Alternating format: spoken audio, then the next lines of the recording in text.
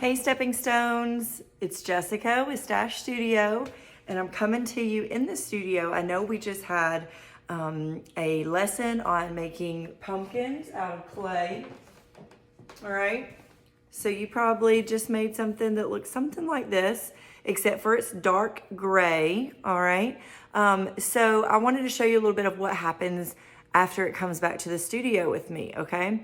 So you guys went ahead and painted your pumpkins while it was still wet clay, and that's okay. It's kind of breaking the rules a little bit, which is what art's all about. Usually after you make something out of clay, you bring it and you fire it in the kiln. This is our big kiln, all right? And I've loaded it up mostly with all of our glazed items. All right, and so then it gets fired in the kiln, and your clay that you were able to mold and shape is now super hard. Like if I dropped this, it would probably break, but right now it's not gonna move anymore. It's solid. And so then you paint it or glaze it like what you guys did. So like I said, we skipped a step a little bit so that you guys got to do both in one day.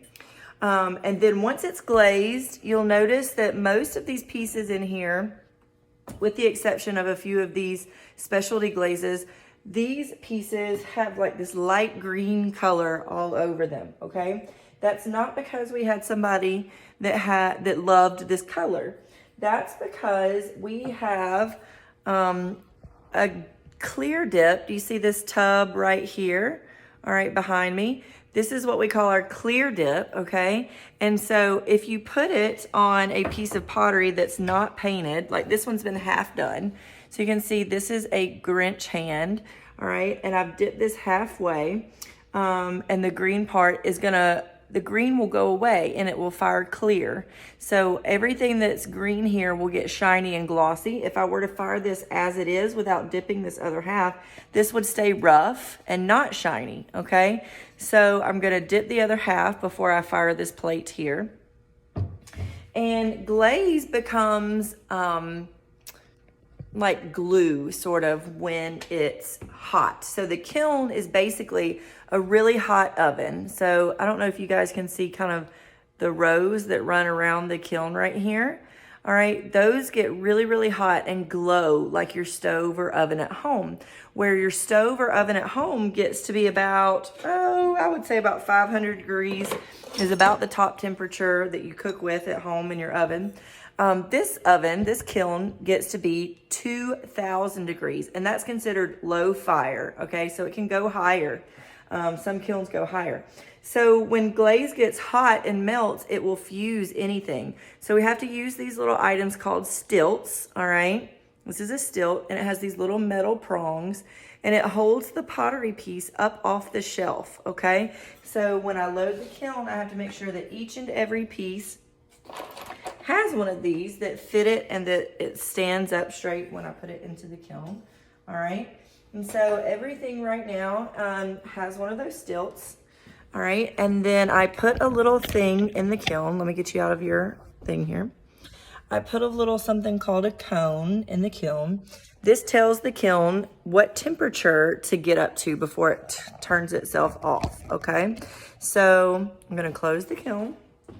This is a little bit of a dance right here to try and get the arms both down at the same time. All right. And so now the kiln is closed, the cone is in. All right, and so now I'm going to turn it on, all right? And so this is an old kiln. This is like a little manual switch.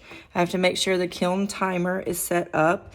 The kiln fires for about 7 or 8 hours, so I go ahead and set it on about 9 just in case something happens or if I forget to come turn it up. Because then these little knobs here, I turn on low. And for about an hour, I let it warm up on low. And then I come back and I turn them up to about 4, which is medium. And then after about another hour, I'd come and turn it on high. And then that little cone that we put inside, it melts at a certain temperature. All right. And so when that cone melts, it causes this to pop down and turn the kiln off. This is called like the kill switch. So it turns the kiln off. All right, and so newer kilns, I'm picking up a new kiln this Friday. Newer kilns have a computer that controls it, and the computer is able to read the temperature inside the kiln and do all of that work for me, like turning it up and to the medium and to the high. So for now, I'll continue doing that. This is maybe my last firing until I pick up my new kiln. So if you guys have any questions, don't hesitate to let your teachers reach out to me, and I'd be happy to answer any questions. So I hope you have a great day, and I can't wait for you all to see your pumpkins. Bye.